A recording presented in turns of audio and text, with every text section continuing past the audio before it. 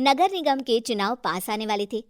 पूरे कानपुर शहर में टिकट को लेकर मारामारी शुरू थी, लेकिन सबसे ज्यादा चर्चा में वार्ड नंबर 40 की सीट थी। वो इसलिए क्योंकि इस बार वहां की सीट महिला के लिए आरक्षित थी। अब सवाल ये था कि चुनाव लड़ेगा कौन। इससे पहले ठाकुर साहब वहां से पार्षद थे और इस बार उन्होंने अपनी पत्नी सीमा ठाकुर को टिकट दिलवाई और ठाकुर साहब की शान के कारण सीमा जी ने 20,000 वोटों से चुनाव जीत लिया।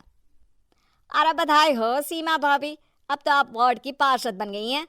अब तो हमारे काम आप ही करवाएंगी। अरे ये तो सिर्फ नाम की पार्षद बनी है, वो तो महिला सीट आ गई, वरना पार्षद तो मुझे ही बनना था।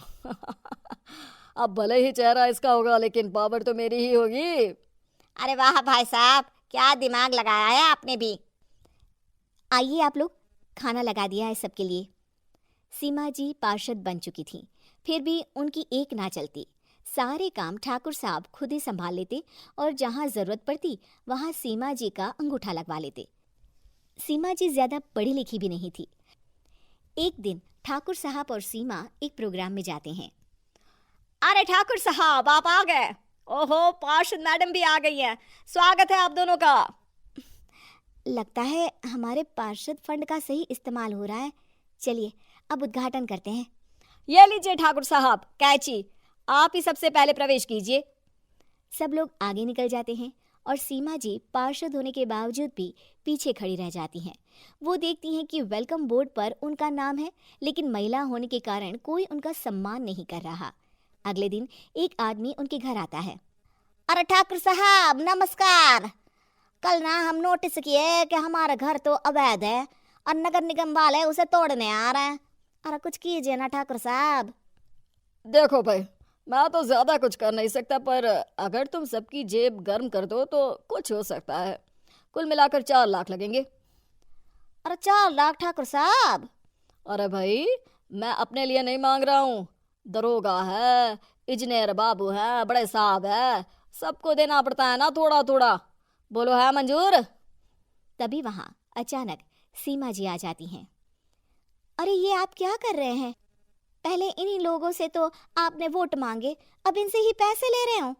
अरे चुप रहो तुम, तुम्हारा काम है सिर्फ अंगूठा लगाना, तुम वही किया करो। मुझे दूसरे काम तुम मत सिखाओ, समझी?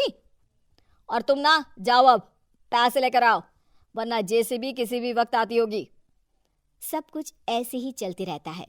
एक दिन सीमा जी और ठाकुर साहब को एक लोकल मीटिंग में बुलाया जाता है। वहां पर कई और अधिकारी लोग भी मौजूद रहते हैं। अब मैं चाहूंगा कि ठाकुर साहब हमारे बीच 2 शब्द कहें। मेरे प्यारे भाइयों और बहनों, आज मेरा सौभाग्य है कि मैं आप सबकी सेवा दिन रात कर पा रहा हूं। आपने मेरी पत्नी को भारी मतों से जिताया है, इसलिए मैं आप सभी का शुक्रगुजार हूं। मैं आप सबसे वादा करता हूं कि हमेशा की तरह हमारे वार्ड में किसी को कोई तकलीफ नहीं आने दूंगा। सभी लोग तालियां बजाने लगते हैं। अब मैं माननीय पार्षद मैडम को स्टेज पे बुलाना चाहूंगा। अपने नाम को बुलाया सुनकर सीमा जी एकदम चौंक जाती है। उन्हें बिल्कुल उम्मीद नहीं थी कि इतनी बड़ी जगह उन्हें मंच पर बुलाया जाएगा। जैसे तैसे वो मंच पर चढ़ती हैं। ऊपर जाते ही सीमा जी को सारी पुरानी बातें याद आ जाती हैं कि किस तरह उनके पति उन्हें कभी भी आगे बढ़ने नहीं देते और उनके नाम से गलत काम करते हैं। वो बोलने लगती हैं, मैं आपके वार्ड की पार्षद सीमा हूँ। आप में से बहुत कम लोग ही मुझे जानते होंगे, क्योंकि इससे पहले मुझे कभी ऐसा मौका ही नहीं मिला। सारे मौके मेरे पार्षद पति यानी आपके ठाकुर साहब ही लेते रहे, लेकिन आज ये मौका मुझे मिला है तो मैं इसे ऐसे ही नहीं जाने दूंगी। मैं आपको ये बताना चाहती हूँ कि आपके ठाकुर साहब मेरे नाम की आड़ में गैर कानूनी काम करते हैं, जिस पर अंगूठों के निशान मेरे होते थे। इसीलिए मैं अपनी गलती मानती हूँ और आज अपने पद से इस्तीफा देती हूँ, ताकि आगे से कोई गलत काम ना हो पाए। अब फैसला आप सबके हाथ में है कि आप हमें क्या सजा देना चाहते हैं।